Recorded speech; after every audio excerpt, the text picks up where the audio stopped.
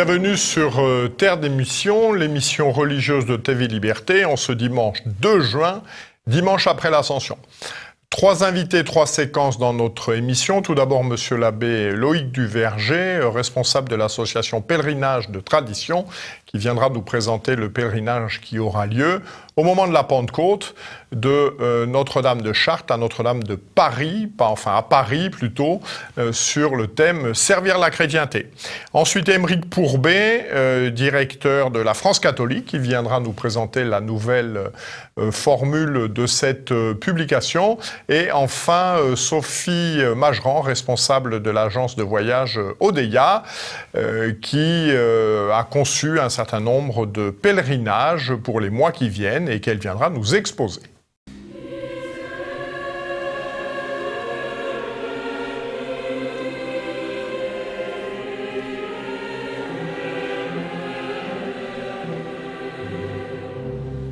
Bonjour monsieur l'abbé. Bonjour monsieur. Merci de nous rejoindre. Vous êtes donc responsable des pèlerinages de tradition et vous organisez donc un pèlerinage au moment de la Pentecôte, les 8, 9 et 10 juin, qui aura lieu de Notre-Dame de Chartres jusqu'à la place Vauban à Paris, voilà, sur le thème « Servir la chrétienté ». Alors pourquoi ce thème et c'est quoi la chrétienté ? Alors la chrétienté, c'est vrai que c'est une notion dont on a beaucoup parlé, dont on parle beaucoup et dont on a peut-être quelquefois un petit peu de mal à en cerner le formel, l'essentiel, le principal. C'est la société qui est vivifiée par notre Seigneur Jésus-Christ, par la loi de notre Seigneur Jésus-Christ, par la grâce de notre Seigneur Jésus-Christ, par le sang de notre Seigneur Jésus-Christ. Et à ce titre-là, on peut dire que la chrétienté est née au jour du Vendredi Saint avec notre Seigneur Jésus-Christ qui meurt sur la croix et qu'elle se perpétue, qu'elle est vivifiée tout au long des siècles par le saint sacrifice de la messe.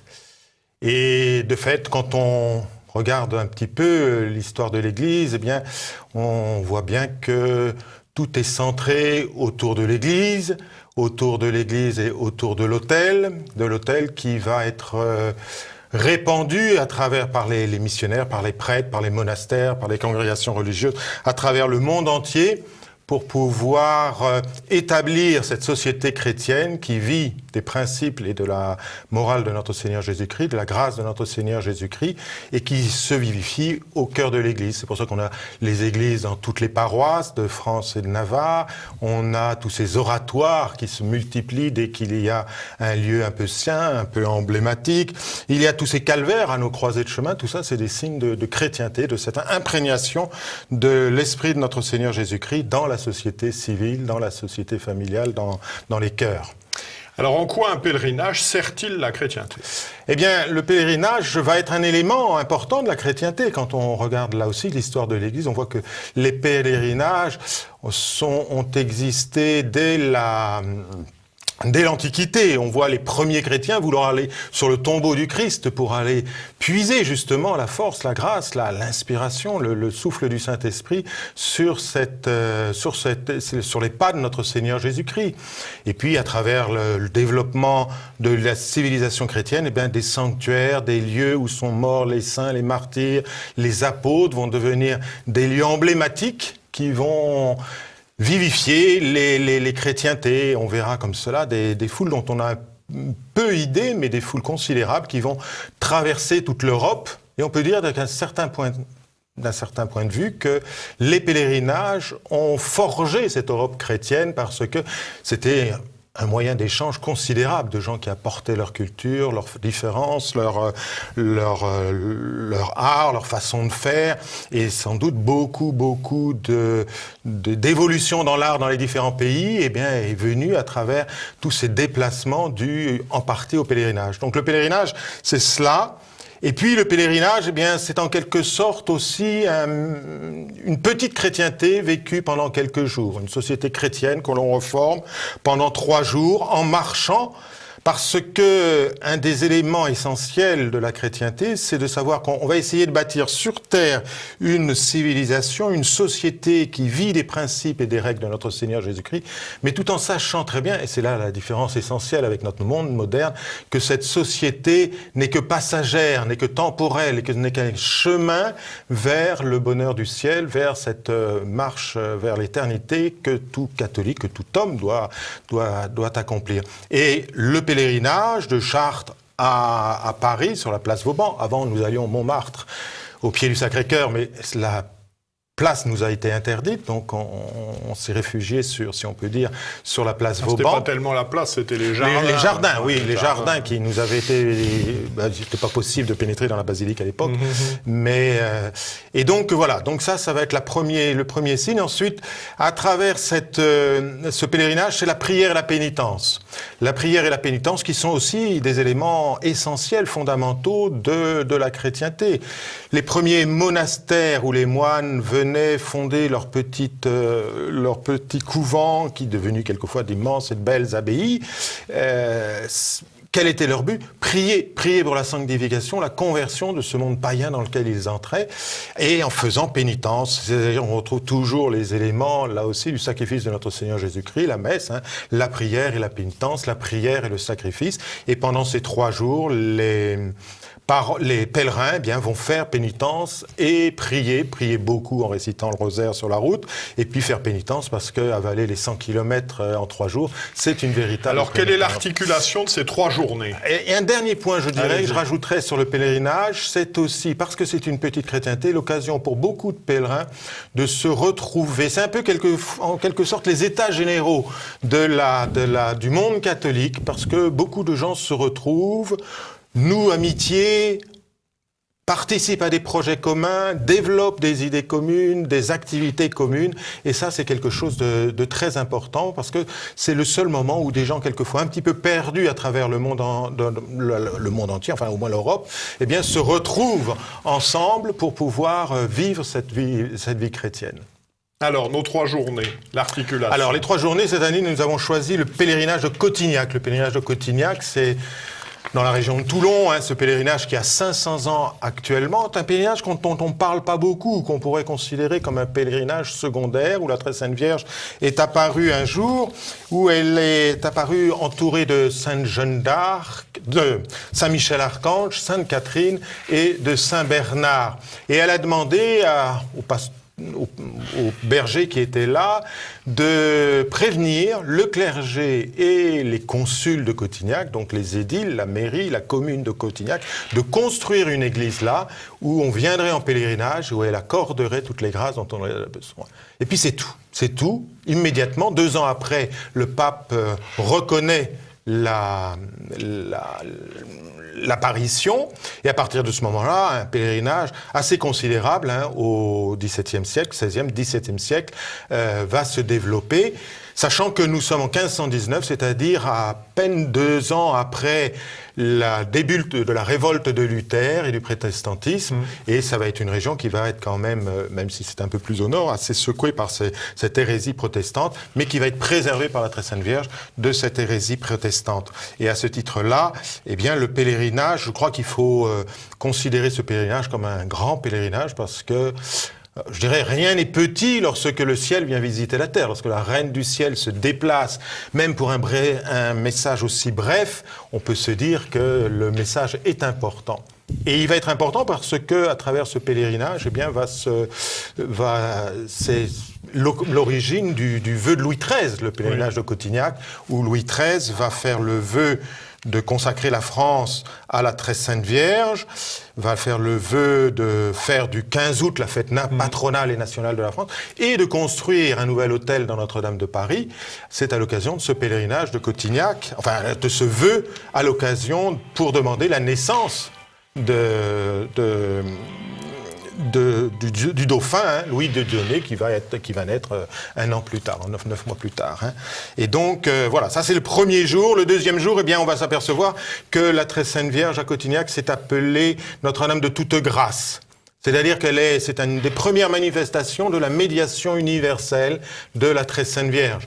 Et Saint Bernard, qui est avec elle lors de cette apparition, qui est le chantre des beautés et des grandeurs de la Très Sainte Vierge, va être lui aussi un des premiers chantres de cette médiation universelle de la Très Sainte Vierge. C'est-à-dire que toutes les grâces, toutes les bénédictions, tous les secours que le bon Dieu veut nous donner passent par les mains de la Très Sainte Vierge.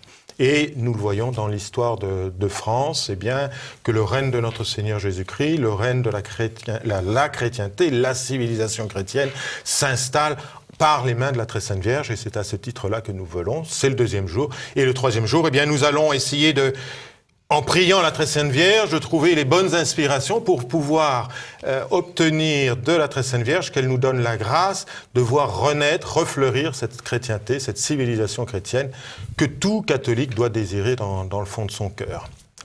Alors, comment vous rejoindre ?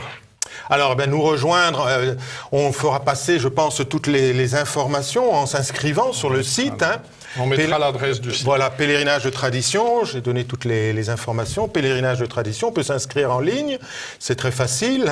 Et on nous rejoint. Sinon, si vous n'avez pas eu le temps de vous inscrire, vous pouvez nous rejoindre le samedi matin, veille de la Pentecôte, à Chartres, un petit peu avant 7h, puisque la messe sera aux alentours de 7h, 7h15, de façon à pouvoir vous inscrire et puis ensuite prendre ce qui est nécessaire pour marcher 3 jours de suite. Et on vous accompagne à travers sur ce chemin, ce long chemin de 100 km, avec des bivouacs le samedi soir et le dimanche soir, pour pouvoir arriver sur la place Vauban qui finira par une grande messe solennelle. Très bien. Eh bien, nous vous souhaitons un bon pèlerinage en espérant qu'il ne fera pas trop mauvais parce que vous m'avez dit tout à l'heure qu'un des bivouacs, s'il pleut, c'est difficile. Voilà. Donc, nous avons mis toutes les communautés religieuses en prière pour pouvoir obtenir le beau temps. Des œufs aux Clarisses. On a donné des œufs aux Clarisses, absolument. Et on les a même élargis à d'autres communautés. Donc, normalement, tout devrait se faire bien. Merci beaucoup. Un grand merci à vous. Bon pèlerinage. Merci, monsieur l'abbé.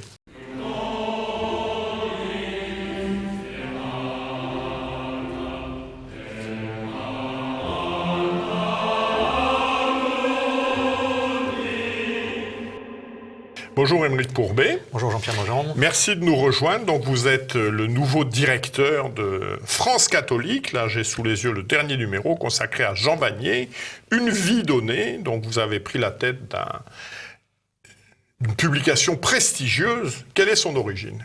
Alors justement, prestigieuse parce qu'une histoire qui remonte à presque 100 ans, 1924, la fondation par le général de Castelnau, qui aurait dû être maréchal, qui n'a pas été... Le Capucin Beauté. Voilà, parce qu'il était catholique, dit-on, et surtout glorieux militaire, proche de ses hommes, qui, vainqueur de plusieurs batailles pendant la Seconde Guerre mondiale, et au sortir de cette Première Guerre mondiale, voit revenir au pouvoir le cartel des gauches avec dans ses cartons un projet de loi anticlérical qui rappelait la loi de 1905, c'était pas si loin. Et à ce moment-là, donc, il mobilise les anciens combattants au sein de la Fédération nationale catholique pour protester contre cette loi, et il le fait également à travers des organes de presse, dont la France catholique, qui naît à ce moment-là comme organe d'expression militant de la Fédération nationale catholique. Et donc, toute cette première partie de son histoire, jusqu'à la Seconde Guerre mondiale, a été un passé de militance pour exprimer des idées catholiques, bien sûr, mais aussi, et c'est la particularité de ce journal, politique, au sens noble du terme, c'est-à-dire la recherche du bien commun. Et vraiment, le général de Castelnau était, avec son ton très vigoureux, de soldat, était dans cette optique-là de servir son pays et de dépasser les appartenances partisanes, quelles qu'elles soient, et je crois qu'il l'a fait merveilleusement bien. Alors, quelles sont les grandes plumes qui ont marqué ce siècle d'histoire ? Alors voilà, ça c'est après la Seconde Guerre mondiale, puisque deuxième tranche de cette histoire, donc presque centenaire, France catholique accueille toutes les grandes plumes de l'intelligentsia, peut-on dire, catholique française. C'est Louis Bouillet, Daniel Rops, Gustave Thibon et tant d'autres qui viennent s'exprimer dans ces colonnes. Si vous voulez, à l'époque, il y avait un peu deux grandes tendances au sein du monde catholique. Il y avait Témoignage chrétien d'un côté, plutôt à gauche, Jean et puis Montaron. Voilà, de l'autre côté, France catholique qui exprimait vraiment la fidélité à Rome. Quand on cherche un peu à définir ce journal, je pense qu'on peut dire que c'est un journal catholique. voilà, pleinement catholique et catholique romain, si je puis ajouter. Alors, quel est aujourd'hui votre positionnement éditorial, je dirais, dans la mouvance conservatrice? Vous parlez de fidélité à Rome. Je pense que d'autres publications, si on l'interrogeait, diraient aussi notre originalité, c'est la fidélité à Rome. Je pense à Famille chrétienne, je pense à l'Homme nouveau. Quel est votre positionnement à vous-même? D'abord, je pense qu'il faut une pluralité de voix pour faire porter le message plus loin. Hein, donc, cette pluralité, elle est bienvenue. La deuxième chose, c'est je crois que France catholique a, par tradition, je dirais, un grand intérêt pour la culture.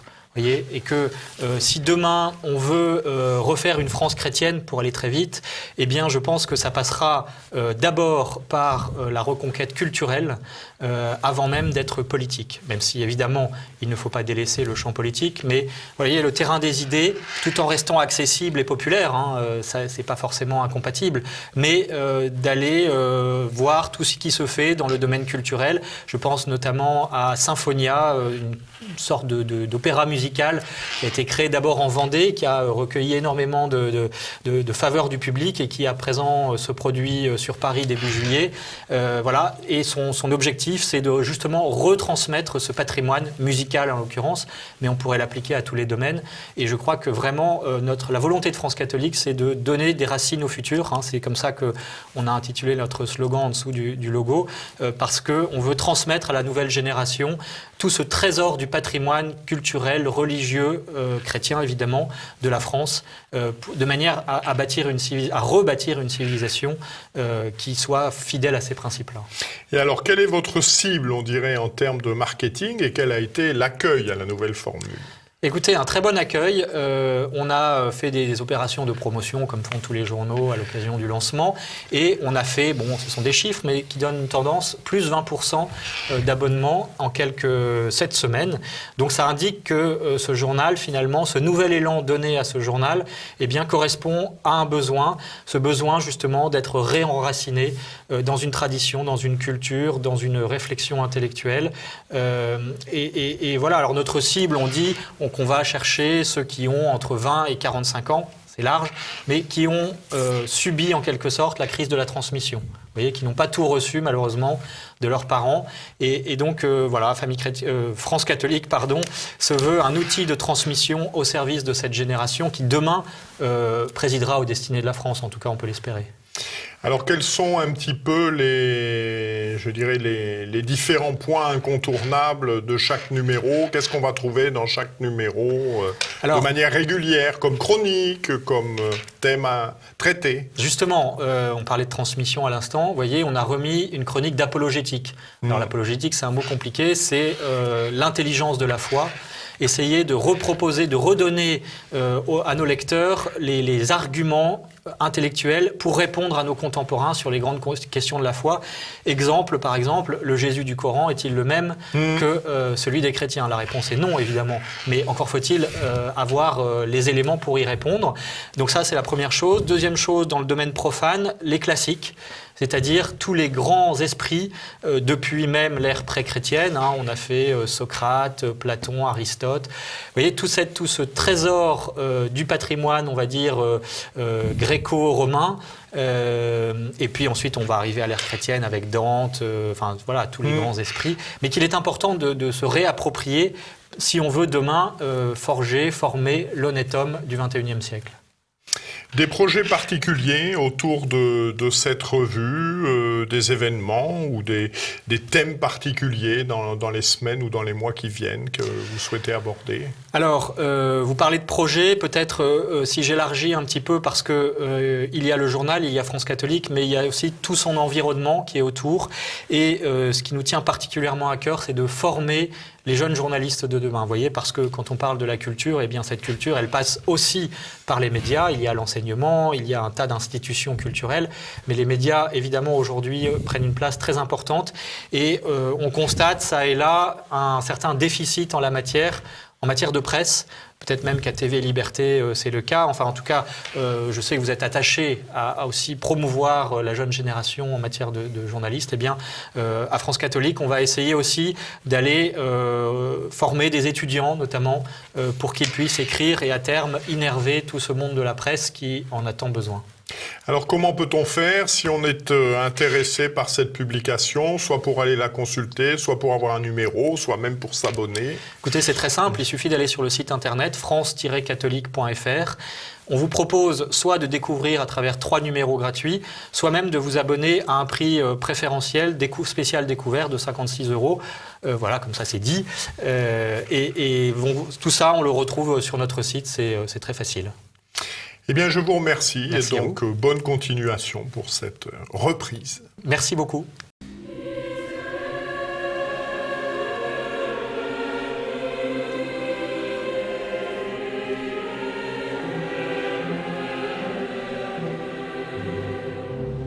Bonjour Sophie Mracheran. Bonjour. Donc vous êtes responsable de l'agence de voyage Odeia. Odeia, c'est un nom qui n'est pas habituel. Ça veut dire quoi, Odeia? Alors Odeia, a pour racine Odos, qui signifie en grec ancien le chemin, la route, le voyage. C'est la même racine que Exode ou que Odyssée. Et donc nous invitons nos voyageurs à partir à connaître peut-être une Odyssée en Méditerranée ou ailleurs. Alors nous nous intéresserons plus particulièrement dans cette émission, dans cette séquence, à la question des pèlerinages que vous organisez.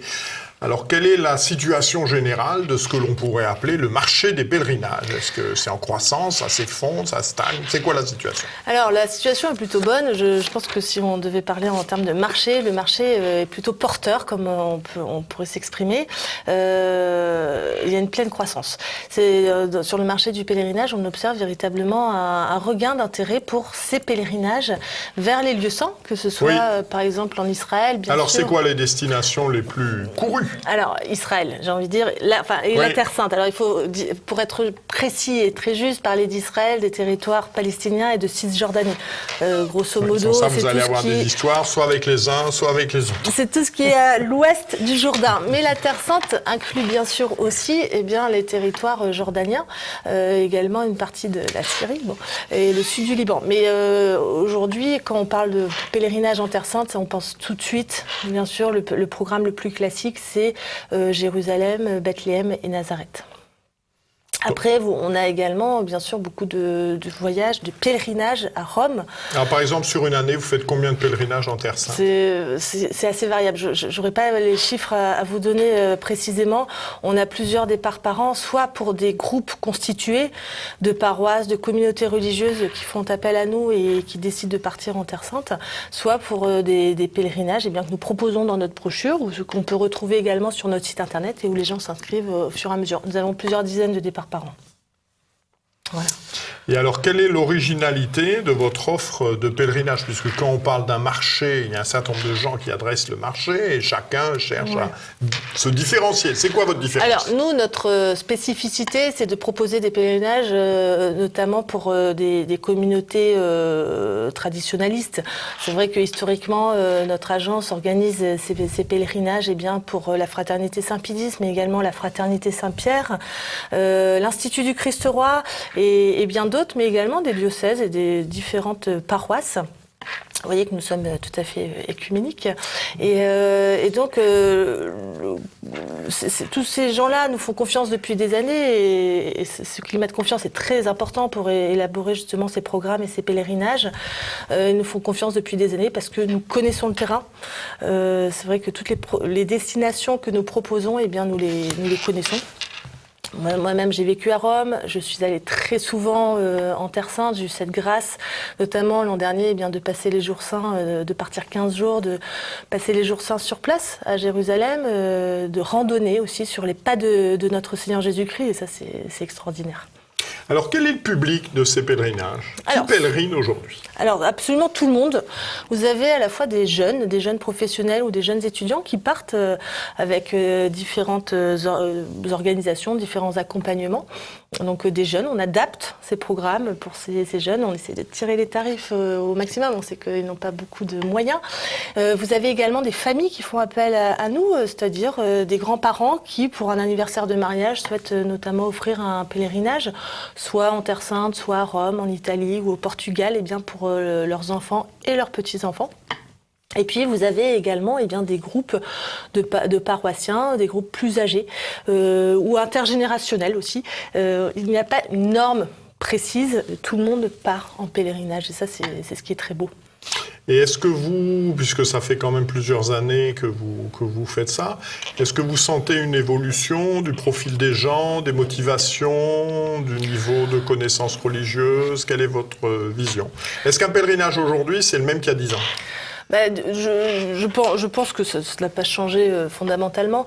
Ce qui est intéressant, c'est qu'on voit bien cette quête de spiritualité. On est dans un monde complètement fou, je crois qu'on s'accorde tous sur ce point. Et les gens, croyants ou moins croyants, en tout cas pratiquants, eh bien, souhaitent partir sur les pas de notre religion. En Terre Sainte, c'est vraiment, on met ses pas dans celui de Dieu qui s'est incarné sur Terre. C'est cette terre où Dieu a marché, c'est extraordinaire. On voit en Terre Sainte, eh bien, on touche du doigt certaines choses. C'est vrai qu'on a des évidences qui nous sautent aux yeux. Moi, personnellement, la première fois que je suis allée en Terre Sainte, je me suis retrouvée au Saint-Sépulcre dans un brouhaha absolument épouvantable. C'est vrai que c'est assez animé. Il y a beaucoup de monde et on aimerait que ça soit vide et avoir le Saint-Sépulcre pour soi seul. Eh bien non, parce que beaucoup de monde vient, beaucoup de pèlerins viennent justement au Saint-Sépulcre. Mais je me souviens d'un prêtre qui m'avait pris véritablement par la main en me disant « Mais Sophie, laissez le groupe, venez. » Et alors je me souviens pratiquement avoir été seule, comme si j'avais été seule dans ce Saint-Sépulcre, et prendre conscience, eh bien, au pied de l'autel des Latins, de l'autel de Marie-Madeleine, eh bien, que le Christ ressuscité était apparu en premier lieu à Marie-Madeleine, justement, à une femme qui avait été pécheresse. Et j'en ai pris conscience à cet endroit-là. Voilà. Quels sont, dans les mois qui viennent, les projets qui vous tiennent à cœur dans cette activité de pèlerinage? Alors, on a des projets, des grands projets qu'on dévoilera peut-être prochainement. Mais en tout cas, voilà, toujours ces pèlerinages vers Rome, vers la Terre Sainte, qu'on peut retrouver toujours sur notre site internet. Ce qui est intéressant, c'est qu'aujourd'hui, on peut à nouveau combiner des pèlerinages en Terre Sainte avec à la fois le côté ouest du Jourdain, mais également la Jordanie. On peut également faire un combiné à nouveau avec Sainte-Catherine du Sinaï et le Mont Sinaï. Donc voilà, on peut vraiment mettre ses pas à la fois sur ceux de notre Seigneur Jésus-Christ, mais également sur ceux de Moïse, par exemple, et de l'Ancien Testament, finalement. Comment peut-on suivre vos activités pour ceux de nos téléspectateurs qui seraient intéressés? Alors, il suffit de nous appeler, tout simplement. Je pense que le numéro va apparaître, mais de nous joindre également par mail ou sinon de regarder ce que nous proposons sur notre site internet. Nous avons également différentes brochures que nous pouvons faire parvenir sans problème. Et donc, voilà, on est absolument à disposition de tous les pèlerins futurs. Pèlerins potentiels. Absolument. Merci beaucoup de ces précisions. Donc notre prochaine émission aura lieu le dimanche 9 juin. Elle sera animée par mon collègue Guillaume de Thieulois, donc pour la fête de la Pentecôte. Et d'ici là, que Dieu, qui est Père, Fils et Saint-Esprit, nous garde. Je vous souhaite un bon dimanche à tous.